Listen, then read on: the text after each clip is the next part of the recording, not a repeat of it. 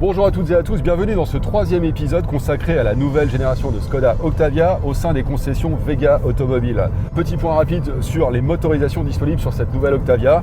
En essence, on a 4 possibilités, 110 chevaux en entrée de gamme, en micro-hybride, 150 chevaux, et puis 2 versions plug-in hybride, une qui fait 204 chevaux et l'autre qui fait 245 chevaux pour la version sportive Octavia RS. En diesel, 3 possibilités, 116 chevaux en entrée de gamme, 200 chevaux pour le haut de gamme et 150 chevaux, c'est d'ailleurs le 2 litres TDI dont il est question aujourd'hui et que je vous propose d'essayer dès à présent. Alors ce qui est également intéressant sur la nouvelle Octavia, ce sont les différents modes de conduite qui sont disponibles pour le conducteur. On a le mode confort qu'on utilise maintenant d'ailleurs qui est hyper agréable, Ça agit sur la gestion moteur, sur la boîte de vitesse, sur la direction et sur la dureté de la suspension. Ça permet d'avoir plusieurs voitures en une finalement. Donc en activant le mode sport, ça permet d'avoir une voiture qui est plus réactive, un moteur plus réactif également. Et sur route de montagne ou sur petite route sinueuse, c'est hyper pratique, ça permet d'avoir de bonnes relances et de gagner en plaisir de conduite également. On a aussi le mode éco qui permet de moins consommer de manière globale. On agit toujours sur les mêmes paramètres, mais en plus sur la gestion de la climatisation. Et du coup, on va moins consommer et gagner en autonomie. Un petit point sur ce moteur 2 litres TDI qui équipe ici notre Octavia. C'est le moteur diesel le plus répandu sur la gamme du groupe Volkswagen.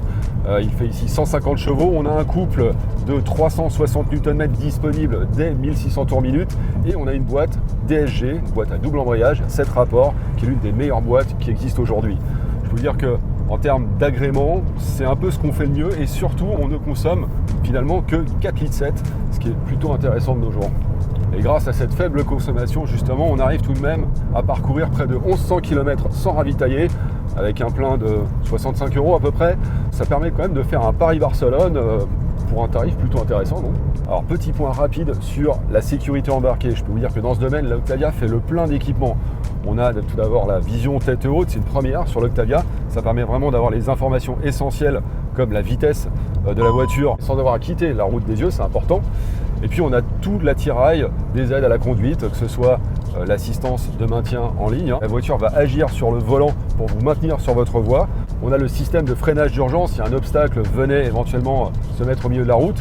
Et dernier élément très pratique, on a le régulateur de vitesse adaptatif qui va tout simplement adapter la vitesse de votre voiture à celle qui vous précède.